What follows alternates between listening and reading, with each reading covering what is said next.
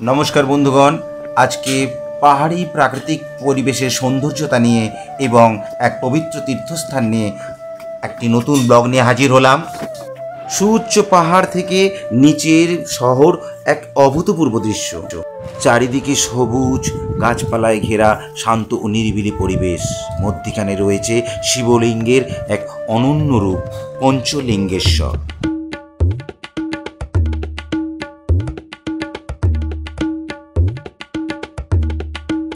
কলকাতা থেকে সড়ক পথে প্রায় 275 কিলোমিটার পথ অতিক্রম করে প্রাইভেট কার নিয়ে আমরা পৌঁছে গেলাম আজকে নীলগিরি পাহাড়, যা আছে উড়িষ্যার বালেশ্বরের নীলগিরি পাহাড়। সেই নীলগিরি পাহাড়ে পৌঁছলাম। নীলগিরি পাহাড়ের পঞ্চলিঙ্গেশ্বর মন্দির। আজকে আমাদের ডেস্টিনেশন পঞ্চলিঙ্গেশ্বর মন্দির পরিদর্শন। হ্যাঁ, আমরা সকাল সকালে বেরিয়েছি, প্রায় 11:30টার দিকে আমরা এখানে ঢুকে গেছি। এই সুবিস্তৃত পাহাড় আমরা দেখতে পাচ্ছি, বিশাল পাহাড়, এটা কি বলা হচ্ছে নীলগিরি পাহাড়।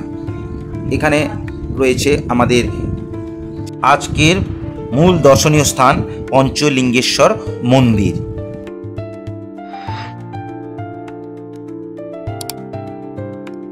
আমরা আমাদের প্রাইভেট কার পার্কিং করার পর এই পার্কিং প্লেস থেকে ক্রমশ উপরের দিকে ঢালু পথ বেয়ে উঠে যাচ্ছি। দুদিকে দেখছি সারি সারি পুজোর ডালা কেনার জন্য সারি সারি দোকান এবং সুন্দর সুন্দর পঞ্চলিঙ্গেশ্বরের সুন্দর সুন্দর ছবিও এখানে পাওয়া যায়। এছাড়াও বিভিন্ন ধরনের উপহার সামগ্রী আমরা এখান থেকে কিনতে পারি।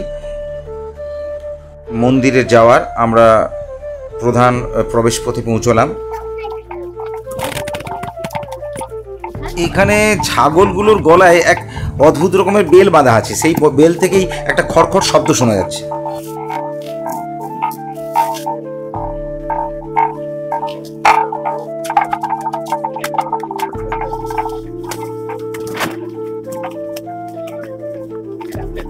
এখানে লোকাল মানুষের কাছ থেকে শোনা, লোকাল স্থানীয় বাসিন্দারা বলছেন এই যে সিঁড়িগুলো তোমরা দেখতে পাচ্ছ, এই সিঁড়ি 316টা সিঁড়ি পেরিয়ে আমাদেরকে ওই পঞ্চলিঙ্গেশ্বর মন্দিরে পৌঁছতে হবে, যেখানে 5টি লিঙ্গ চিরন্তন স্রোতের মধ্যে ডুবে আছে এবং মহাদেবের এক অনন্য রূপ, এক বৈচিত্র্যময় রূপ দেখব। চিরন্তন স্রোতের মধ্যে 5টি লিঙ্গ রয়েছে।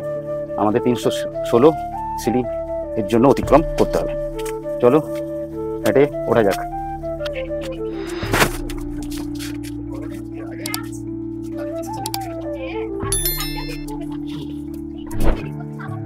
এই সিঁড়ি বেয়ে পাহাড়ি পথে ওঠার সময় মধ্যিখানে আমরা যখন পৌঁছলাম মাঝামাঝি অবস্থায়, তখন দেখলাম বেশ এখানে একটু বসে জিরিয়ে নেওয়ার জন্য বা বিশ্রাম নেওয়ার জন্য জায়গা রয়েছে।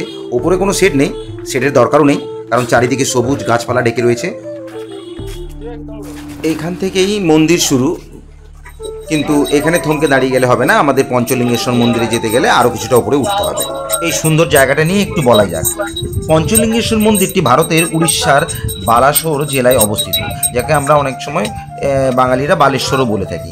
এর ভেতরে অবস্থিত 5টি শিবলিঙ্গের নামানুসারে এর নামকরণ করা হয়েছে। মন্দিরটি নীলগিরি পাহাড়ের কাছে একটি টিলার উপরে অবস্থিত।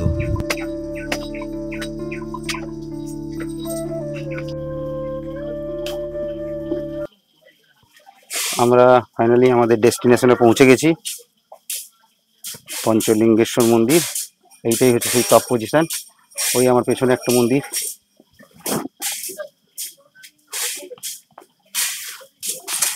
তারপর এদিকে কিছু মূর্তি আছে, মূর্তি বলুন বা শিবলিঙ্গ বলুন, যাই বলতে পারেন, আছে, সেগুলো একটু দেখতে যাব। চলুন। এটাই হলো মূল জায়গায়, এখানেই রয়েছে পঞ্চলিঙ্গেশ্বর। কথিত আছে যে ভগবান রামের স্ত্রী সীতা বনবাসের সময় শিবলিঙ্গগুলি স্থাপন করেছিলেন। আরেকটি গল্প অনুসারে রাজা বানাসুর এই স্থানের সৌন্দর্যের কারণে স্বয়ম্ভূ শিবলিঙ্গগুলি পুজো করতেন। এই অঞ্চলের প্রধান আকর্ষণ একটি চিরন্তন স্রোত নিয়মিতভাবে শিবলিঙ্গগুলিকে ধুয়ে দেয়। চিরন্তন স্রোতের মধ্যে 5টি শিবলিঙ্গ বিরাজমান। শিবলিঙ্গগুলিতে পৌঁছানোর জন্য স্রোতের সমান্তরাল পাথরের উপর শুয়ে থাকতে হয়। জলপ্রবাহের একটি প্রাকৃতিক জলাধারের ভিতরে উপস্থিত শিবলিঙ্গগুলিকে স্পর্শ করে পুজো করতে হয়।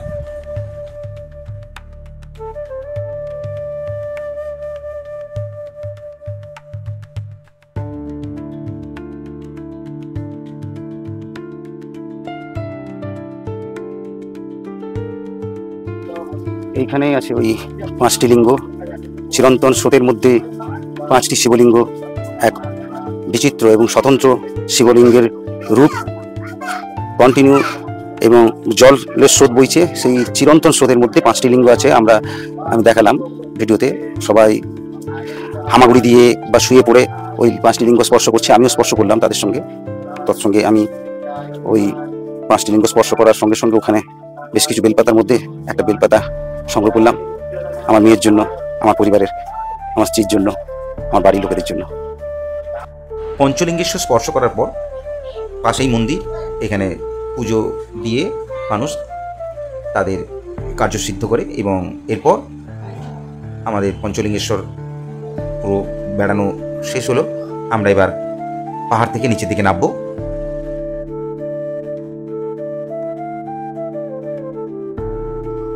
এখানে তোমরা কি আশা নিয়ে আসতে পারো? হ্যাঁ, এখানে দর্শনার্থীরা 5টি লিঙ্গের অনন্য দৃশ্য প্রত্যক্ষ করতে পারবে, ধর্মীয় অনুষ্ঠান করতে পারবে এবং সবুজের মাঝে শান্ত পরিবেশ উপভোগ করতে পারবে। মন্দিরটির আশেপাশে মনোরম প্রাকৃতিক দৃশ্য মনকে আন্দোলিত করে। উড়িষ্যা রাজ্যের বালেশ্বরে এই নীলগিরি পাহাড়, সেই নীলগিরি পাহাড়ে পঞ্চলিঙ্গেশ্বর মন্দির। আমাদের পঞ্চলিঙ্গেশ্বর মন্দির দেখা হলো। এবার আমরা আবার প্রায় 300টি সিঁড়ি বেয়ে নিচে নেমে যাব।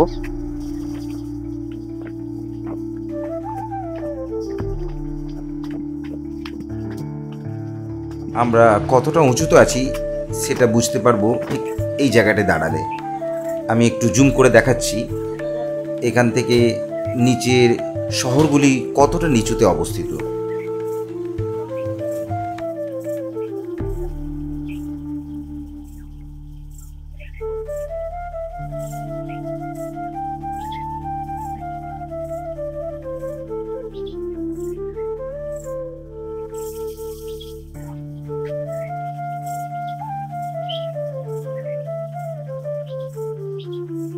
আমরা আবার নিচে পৌঁছে গেছি।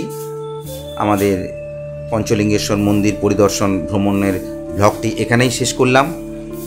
সবাই ভালো থেকো, সুখে থেকো, সুস্থ থেকো। জয় বাবা পঞ্চলিঙ্গেশ্বর।